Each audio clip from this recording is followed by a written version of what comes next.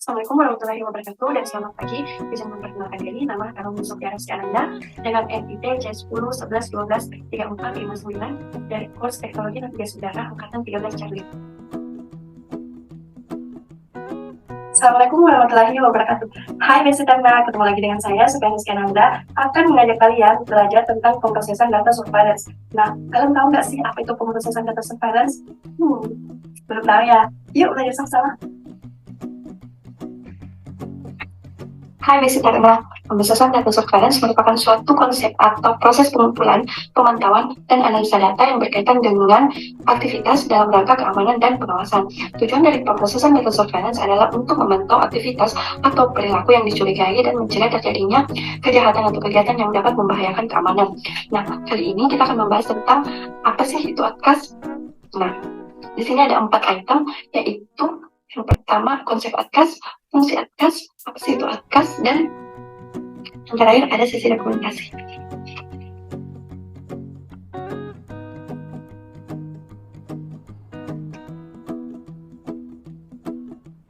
Otomasi merupakan sebuah sistem komputasi yang menyediakan dan mengelola data dari berbagai sumber untuk digunakan dalam kepentingan operasional navigasi penerbangan. Nah, peralatan pendukung otomasi dalam navigasi penerbangan apa saja sih? Contohnya ATKAS atau ATC Automation System. Nah, kali ini kita akan membahas ATC yang digunakan di MAX 1 Makassar Air Traffic Control System, yaitu ATC System Top Sky.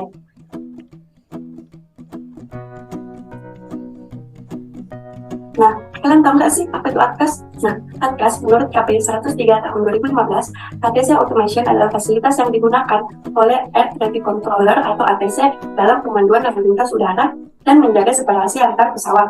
Nah, sistem tersebut berfungsi untuk mengelola data radar, flight time, prediksi posisi pesawat, memberikan peringatan, memberikan informasi cuaca, merekam tindakan ATC, dan koordinasi antar unit Air Traffic Service atau ATS. Nah, kesimpulannya, ATC Automation System merupakan fasilitas yang digunakan ATC yang berfungsi untuk mengelola data radar, baik dalam pemanduan lalu lintas maupun menjaga separasi antar pesawat.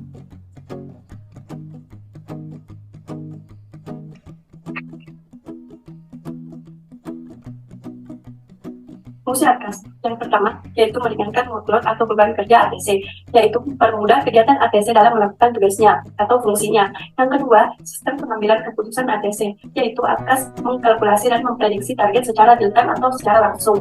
Dan yang ketiga, pendukung testing, yaitu memberikan alert dan warning kepada ATC dan teknisi.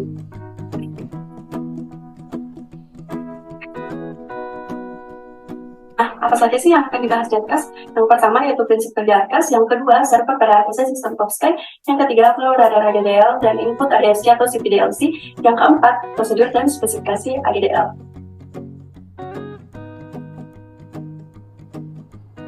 Nah, gimana sih prinsip kerja ATKAS? Yang pertama, input data dari radar, ADSB, flight plan, dan ADSC atau CPDLC, kemudian ke filter dan split, di mana filter dan split ini berfungsi sebagai penyaring tegangan dan pembagi tegangan agar data tersebut dapat tersampai dan diolah dengan baik di pengelolaan data. Kemudian, dikolaborasi data menjadi satu data atau target. Setelah itu akan didistribusikan data ke klien atau CWP atau Control Work Position. Nah, sebelum ke CWP, data akan ditampilkan pada ASD atau Edge Situation Display. Kemudian barulah di ATC Operation tampilan di CWP atau Control Work Position. Nah, ada pun server yang digunakan pada ATC sistem Top Sky. Yang pertama yaitu NFT, Multi Radar Track System, di mana dia mengelola data radar dan menghasilkan data track dengan simbol lingkaran, di mana ia menggunakan asterisk 34 sebagai service message dan 48 sebagai target report. Kemudian yang kedua yaitu FDPS, Flight Data Processing System, di mana dia mengelola data flight plan dan menghasilkan flight track dengan simbol CI4, di mana ia menggunakan asterisk 32 sebagai mini flight report. Kemudian yang ketiga ada AGP atau Advanced Processing, di mana dia berfungsi untuk mengelola ADSC atau CPDLC dan menghasilkan AGDL track dengan simbol segi 3. Kemudian ADBP, Automatic Dependent Broadcast Processing, di mana dia berfungsi untuk mengelola data ADSB dan menghasilkan ADSB track dengan simbol silang, di mana ADSB ini menggunakan asterisk 21 sebagai ADSB message dan asterisk 23 sebagai service message-nya. Nah, kemudian yang kelima ada SNM atau Safety Net Management, di mana SNM ini berfungsi untuk memberikan peringatan kepada ATC bahwa pesawat tersebut berada di luar rute, di mana ada dua simbol yaitu RAF yang merupakan pesawat berada di luar rute, dan kedua itu CLAM, di mana pesawat tersebut berada di kurang tinggi. Kemudian yang keenam ada record atau recorder, di mana dia berfungsi untuk merekam atau merecord tampilan ASD yang digunakan oleh ATC. Kemudian ada FCP atau Flag Conflict Processing, di mana dia akan memberikan informasi apabila flag plan tersebut terjadi konflik. Nah, misalnya flag plan yang pertama bermasalah tidak sesuai dengan flag plan berikutnya. Nah, FCP ini akan memberikan informasi bahwa flag plan tersebut terjadi konflik. Kemudian yang ke-8 ada radar bypass atau RBP, di mana dia merupakan backup server pada MRTS. Nah, kemudian yang terakhir yaitu ASD atau Air Situation Playback, di mana ia berfungsi untuk menampilkan kembali ASD atau Air Situation Display yang telah direkam oleh server record.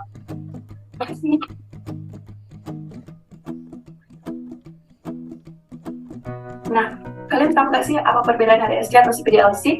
Nah, ADSC atau Automatic Dependent Surveillance Contract adalah sebuah sistem yang memungkinkan pesawat untuk mengirimkan informasi posisi, kecepatan, dan informasi lainnya ke ATC melalui data link. Sedangkan CPDLC atau Controller Pilot Data Link Communication adalah sebuah sistem komunikasi yang memungkinkan pilot dan ATC untuk bertukar pesan melalui data link, seperti teks dan grafik, yang dikirim melalui sistem satelit atau radio.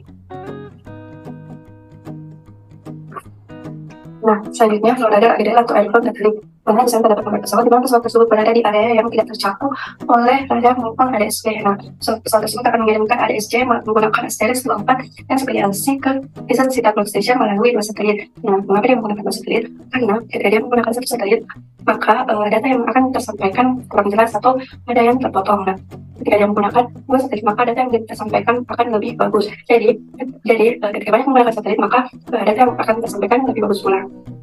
Nah, untuk selanjutnya, ADSC menyediakan informasi posisi dan kecepatan pesawat kepada ATC, sedangkan CPLC menyediakan sarana komunikasi antar pilot dan ATC. Keduanya memiliki peran penting dalam pengaturan dan pengawasan lalu lintas udara secara efisien. Nah, dari VSAT Signal Station, data akan dikirimkan ke VSAT ACARS melalui ACARS Network, di mana ACARS Network ini berfungsi sebagai penghubung antara SITA dan sistem Top Sky. Setelah itu, dari VSAT ACARS dia akan diteruskan ke VSAT Match.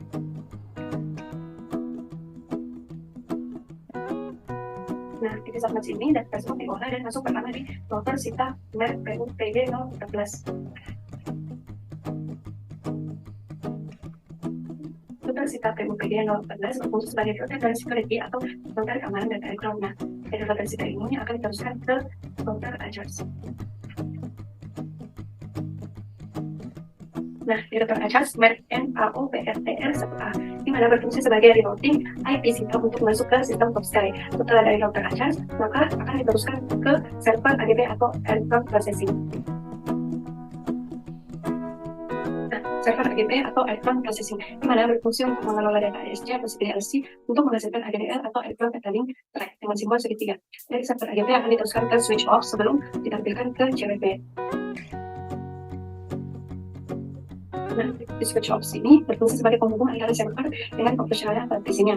Dari switch off ini akan ke CWP atau Control Work Position untuk ditampilkan simbol dari output ADSC atau CPDLC tersebut.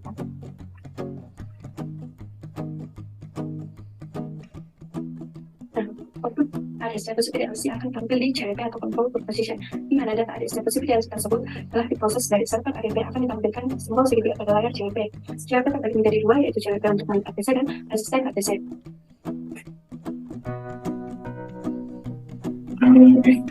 Untuk kesimpulannya, dari pesawat yang berada di area yang tidak tercakup oleh radar maupun ADSP, pesawat tersebut akan mengirimkan ADSC dan CPDLC ke VSAT Signal Station melalui 2 satelit. Dari VSAT Signal Station akan diteruskan ke VSAT ACARS melalui ACARS Network. Dari VSAT ACARS akan diteruskan di VSAT Match.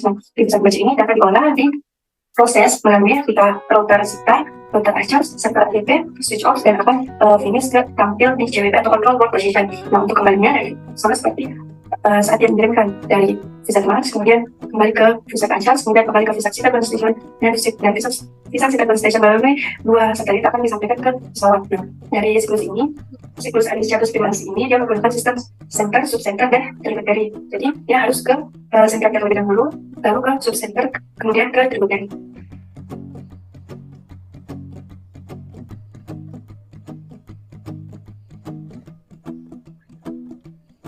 Selanjutnya itu prosedur dan spesifikasi ADDL atau Aircraft Data Link.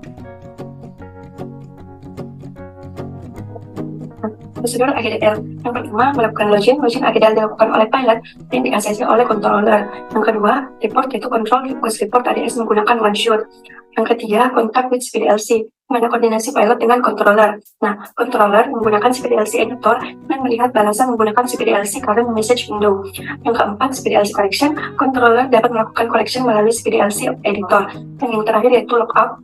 Ketika berpindah region, maka pilot harus melakukan logout terlebih dahulu dan ketika ingin login pada region yang lain.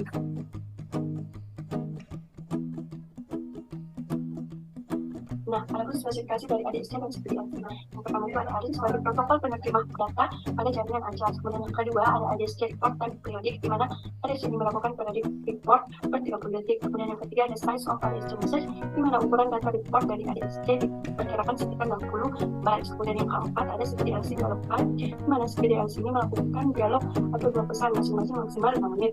Kemudian ada maksimal karakteristik of SPDLC.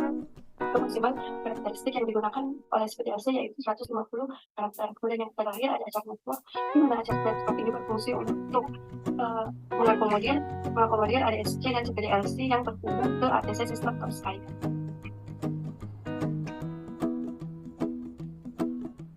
Berikut contoh ADSC window yang merupakan tampilan atau permukaan pada sistem penerbangan yang menunjukkan informasi pesawat yang diterima melalui ADSC. Tampilan ini biasanya digunakan oleh pilot dan operator pesawat untuk mengamati posisi dan situasi pesawat mereka terhadap lalu lintas udara lainnya. Yang itu contoh SPDLC editor, yang dimana merupakan aplikasi yang digunakan untuk membuat atau mengedit pesan SPDLC. Sebagai contohnya, aplikasi semacam itu dapat digunakan oleh operator pesawat atau pengendali lalu lintas untuk membuat atau mengedit pesan SPDLC sebelum dikirimkan ke pesawat atau ATC.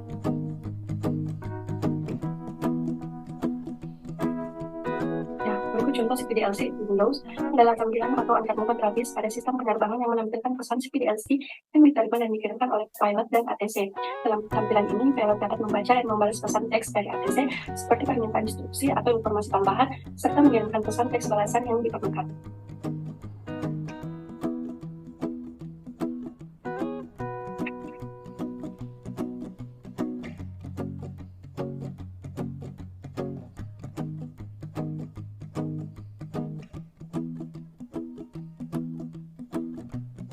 Halo, basicnya yang itulah tadi materi tentang pemrosesan data surveillance, dan saya ingin banyak berterima kasih kepada dosen saya, yaitu Mas Dimas, merupakan dosen dari mata kuliah pemrosesan data surveillance. Nah, dari apa yang saya paparkan tadi itu tumbuh dari Mas Dimas. Terima kasih. Dan saya berharap semoga teman-teman bisa mudah memahami apa sih itu pemrosesan data surveillance. Oke, saya Sebastian Anda dari Konselatian dan Syarif, pamit undur diri. Wassalamualaikum warahmatullahi wabarakatuh.